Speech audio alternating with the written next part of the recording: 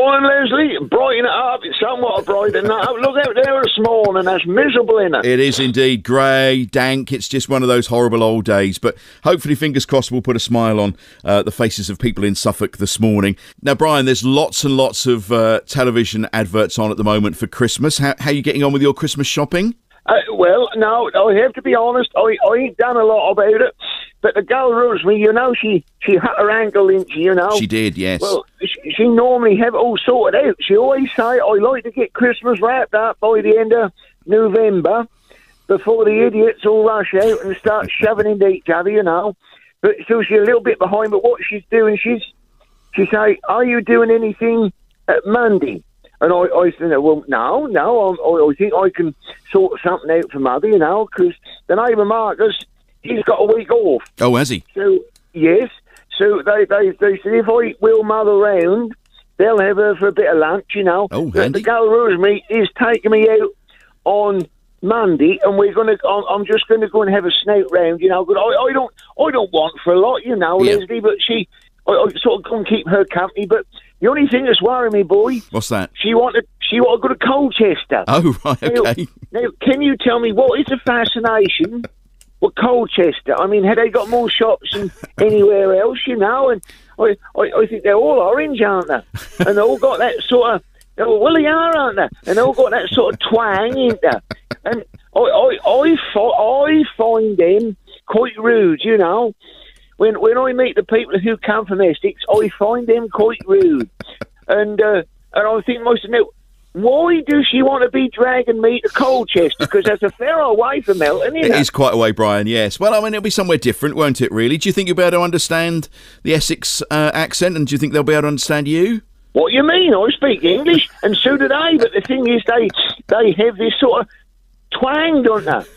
when they hold on to the words so much, don't they? And I do struggle sometimes to understand what they're saying, because they don't pronounce some letters, do they? No, they don't. No. Well, good luck with that. Good luck with that. You been watching any telly this week? I have. I've been watching the jungle thingy. Oh yeah, with Matt Hancock. And old Hancock. Yeah, I call him. Yep. He's been sitting on his backside most of the week. He thinks he's in the House of the Parliament barking out his orders. And did you see, right? They put him in a helicopter. Yep. And flew him and another two off to the beach. And they sat there and they had shrimps and they had steak. And I think they had a burger and all. That's nice, isn't it? Well, I don't know, because, when I was watching that, I thought to myself, blast, that wind ain't half picking up on there. And I thought, what I'd like to see him put that all on his plate, and then for there to whip some sand up and chuck some sand right across that table. And I'll tell you what, he'd probably sit there and eat it, wouldn't he? But he sit there barking his orders. You make up the fire. You go and get the old wood. You clean out the toilet, and he just sit there watching, don't he? Well, he's sleeping in the RV as well. He's got a good life at the moment. That's right. He's sleeping in the caravan, isn't he? Yeah. And they have stopped voting him now to do the eating things, ain't they? Yeah, sharing it around a bit more now. Yeah, well, did that mean that people now liking him more? Well, I don't know, because they're starting to vote people out now. Charlene went out last night. She was the first one to go, the ITV newsreader. And I didn't see it last night because I sat here fall asleep, Anything else? 8:30, and I start to go, boy. I know the feeling. Anything else caught your eye this week? I don't know. On the TV, right, Yep. the other night, I don't know if you watch this, Leslie, but I was flicking through. Go on. And there's a program on there, and that's called Dirty Hums. Dirty Hums? Dirty Dirty Homes. Hums. Yep. And they have these lazy buggers on there who can't be bothered to keep their place tidy. So what they do, right? What do they do? They send these people round to tidy up their house for them. No, that's the truth. And I sit there, right, and there's this woman, and you could not see her kitchen. That was full of pots and pans, cups and saucers. She left the old nana skin on the side. Right. And she had old potato peelings the other way. She didn't... No, I thought to myself, why the dozy hell didn't you put them in a bin. You know, they don't take a lot of work and out do it. You know, you peel really. the tater, Yep. you put the skins in the bin. No, she left them on the side. Well, of course, there's all these old flies and muck and everything. And she had an old cat, right? Yes. So this ruddy old cat, and it had crap behind her sofa.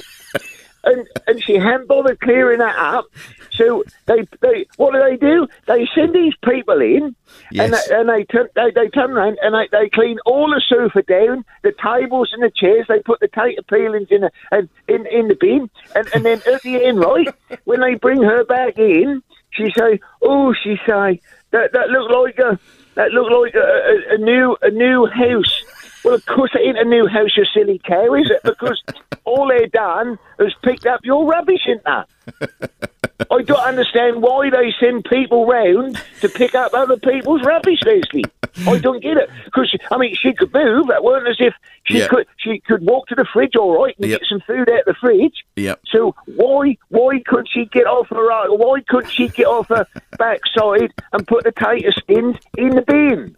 Well, that's a very good point. That's a very, very good point. Watsons have got smaller and all. Have they? Yes, I sit here this week. I had myself a couple of crumpets, and I thought, I don't know, I was still a bit hungry, so I went to the cupboard and I got a bag of Watsons out. Yeah. And now, you see, I like Watsons, Leslie, because sometimes you get a little surprise, don't you, where you get one and it's got a lot more of the cheesy stuff on it. Oh, yeah, that's right. Yes, yes. You know, yes. and blast, that's lovely in it, boy. Yeah. But they have got smaller, because there was a time when, you know, I never eat one Watson. I always put 2 or 3 in my mouth, you know, and I like them to sit on my tongue. Oh, yes. Because the flavour's lovely in it, boy, you know. But I find now I could probably get 5 or 6 in my mouth, because they have gone smaller. Oh, dear. Okay. It's not your mouth's got bigger, has it? Of course it is. No. You watch next week, on your way home today. Yep. Get yourself a bag of Watsons, and you tell me that I ain't right, that Watsons have got smaller. I'll check it out. That's right. You might laugh. No, I believe you. Look, can we do some shout-outs before we say goodbye? This has come through. This has come through from Jacob King, who's 16 months old. And he sent me a message. He says, "Morning, Mark. Hope you, Brian, and your families are well. This is a bit of a long one, but please can Brian give a happy 40th wedding anniversary to Nana and Grandad Seaside, that's Sadie and Jim King, for the 20th. It's also Grandad Clive Banham's birthday on the 20th. And finally, can Brian wish Granny Banny, Sheila Banham, a happy birthday for the 24th. They all love listening, as do I. Lots of love. Jacob King, aged 16 months old." So that's Nanny and Grandad Seaside, Clive, and Sheila.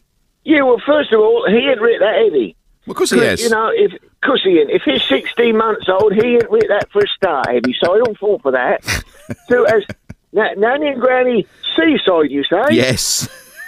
Right, and that's, what's that, their birthday, or what? No, that's their wedding anniversary. Right, well, happy anniversary to Nanny and Granny Seaside. Yep, and then you say Grandad Clive, that's his birthday. Clive is having a birthday. Well, tomorrow. Well, yep. Happy birthday, Clive, for tomorrow. Yep, and Granny Banny on the 24th, her birthday. Granny Banny. Granny Banny, yeah. Yeah, you're having me on. Sheila Banham, Granny Banny. Granny Banny. Her name, is it? Yeah, of course it is. That's what Jacob calls her. He's 16 months old. I get some things to do here, don't I? Morning, Granny Leslie. Banny. Yeah, more to come. Here we go. Morning, Leslie. Any chance of a happy birthday from Brian for my mate Daniel Tyrrell, who is 30 today? Brian always puts a smile on his face with his stories. Thank you, boy. So that's Daniel's 30th birthday today. Daniel, he's 30 today, so happy birthday to him. And finally, from Lindsay, morning, Leslie. My boyfriend is obsessed with Brian from Melton, aren't we all? And would go mad for a birthday shout-out from him. It's his birthday on Sunday, the 27th of November. If you can possibly get him a shout-out, please, I'd get some major girlfriend points. That's from Lindsay in Mildenhall, and that's Phil, whose birthday is on the 27th. Yes, so that's next week, isn't it? Yes, next week, yeah. That's right. So Sunday happy... Huh? Sunday week. That's right. So happy birthday, Phil, and that's his birthday next Sunday. And I hope you spoil him. I hope so too. Brian, enjoy your shopping with Rosie on Monday, won't you?